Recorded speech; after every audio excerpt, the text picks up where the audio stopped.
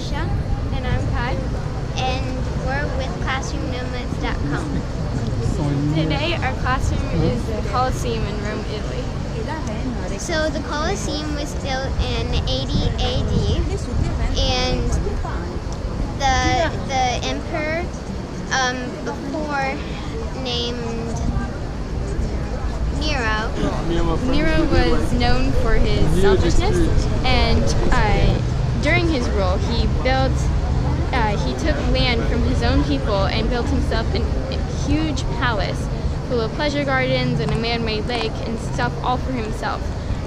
He was eventually overthrown by his own people, and the next emperor, Vespasius, when he took the throne, he wanted to build something the exact opposite of what Nero had done. So he filled in all of Nero's palaces and built an amphitheater for public viewing that would bring the Romans together and help them think of themselves as one powerful empire.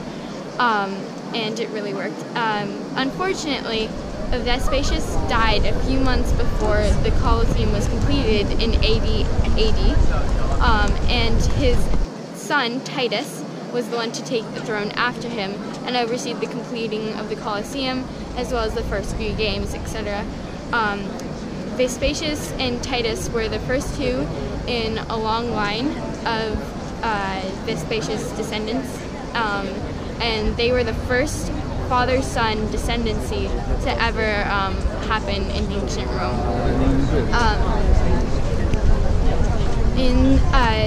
In the Colosseum, there was 80 arches, 76 of which were for plebeians and common folk, and 4 of which were special and really big: the North Arch, the South Arch, the East Arch, and the West Arch. The North and South were for the emperor and high-ranking senators, etc., who had their names carved on their seats, benches of marble, and were considered the highest class. They would sit in the first row with the higher class people, where they could very clearly see what's going on in the arena. And the other 2 were for the gladiators, the ones who were alive and when they came in started from the west and the east, and the western one was for when they came in, and if they won, they went there and out that door, and if they lost the duel and they died during the duel, they would go out to the eastern door, and they would carry their bodies out that door, that arch. The myth is that there were ship battles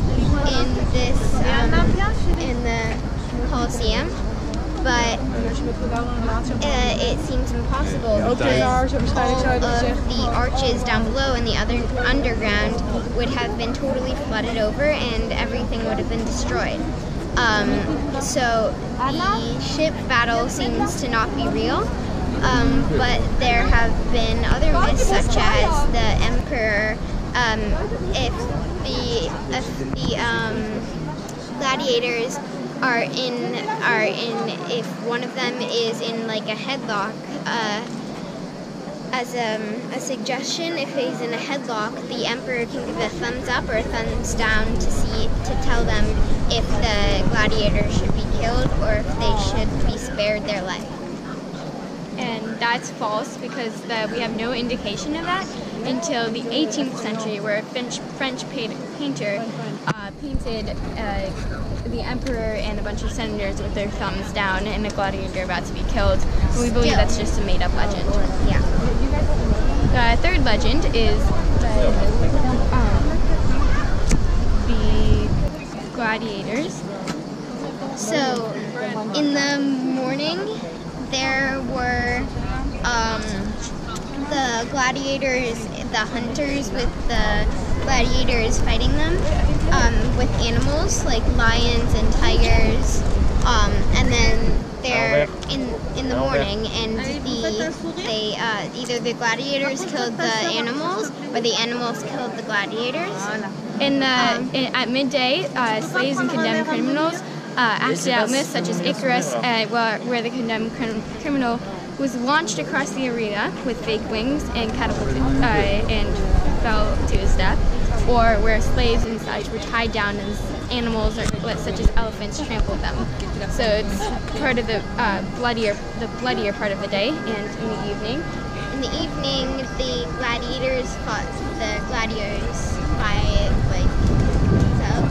in the evening the animals fought the animals, and then later that day the gladiators fought the gladiators. 6 or 7 at a time in the same arena. Thanks for tuning in to classroomnomads.com.